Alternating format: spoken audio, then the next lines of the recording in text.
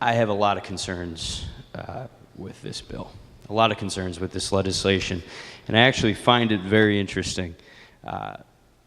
Nationally, in the presidential race, certainly on the Democratic side, from the front runner Hillary Clinton and Senator Bernie Sanders, we consistently hear about breaking down the big banks. We hear about the issues that we're seeing on Wall Street. We hear about misuse of retirement funds. We hear about all of these things. And what's being proposed here, I find it interesting that the Democratic Party would propose this, because what we're talking about doing is we're talking about taking money from 600,000 people in this state that don't currently have a retirement plan at 3% of their income, and then giving it to a big bank and investing their money on Wall Street, doing exactly what they have, giving money and doing business with the people that they have been criticizing for years, certainly criticizing this year. So there's a lot of hypocrisy here with this piece of legislation. I quite honestly can't understand that. And certainly in this case, we have one business that will be selected, will be a large business, billions of dollars will be going to them, to one business, one person. And in this instance, the rich will get richer, almost certainly. And I think it's just, to me, it's really sad when you see what's happening to local banks in this state. I represent the town of Essex, and in that town we have Essex Savings Bank. It's a great local business.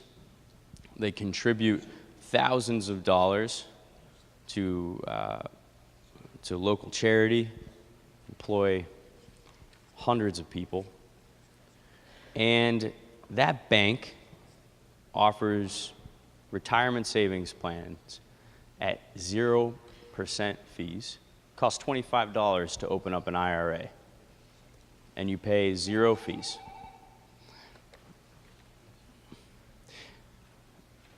That is available today by small banks. Why would the state prefer to do business with one larger bank that's out of state when we have the ability to do this with our local Connecticut banks?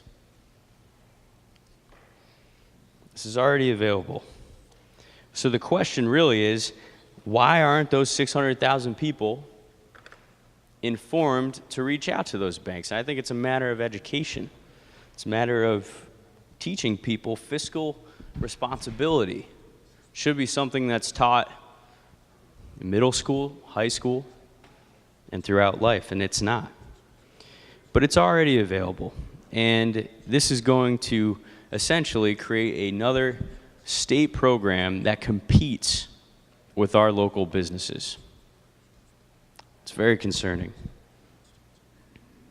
especially because those local banks employ so many throughout our state and do such a good job of supporting our local communities.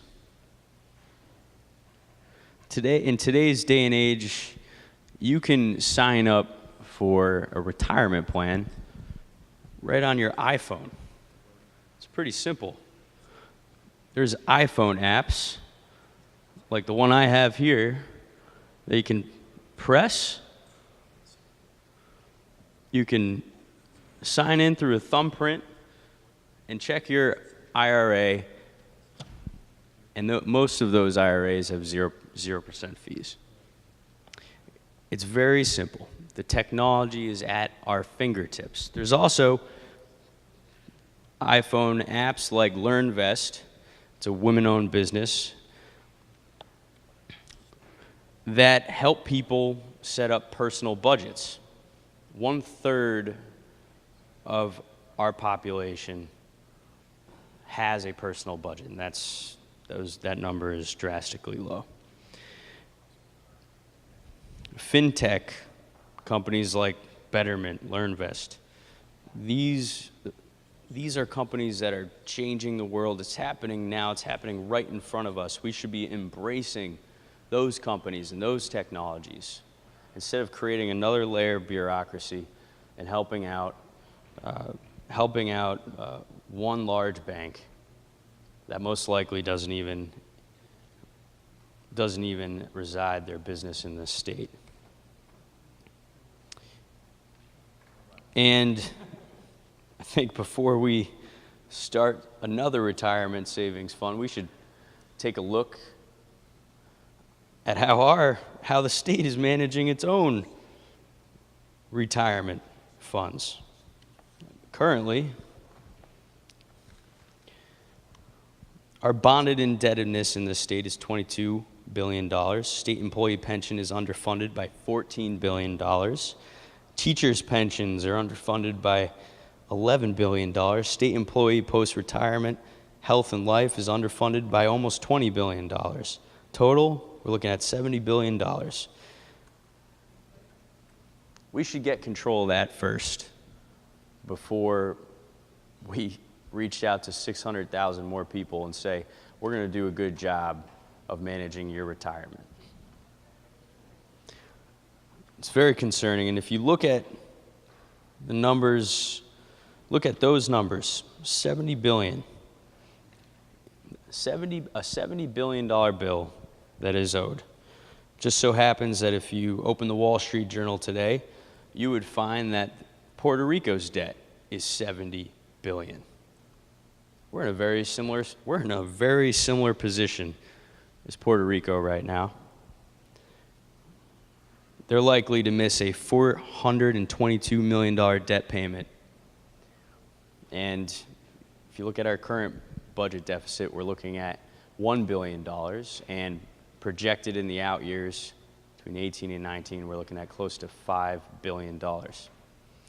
So I think we should be using all this energy, using our creativity on focusing on those issues, focusing on ways that we can solve those problems, instead of creating another layer of bureaucracy that competes against our local banks.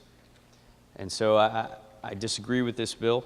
Respectfully, I know the intent is genuine, the intent is good, but zero-fee IRAs and retirement plans exist today from local banks, and we should be asking people to look there first to help our local economies. And so I'll oppose this bill. Thank you, Mr. President.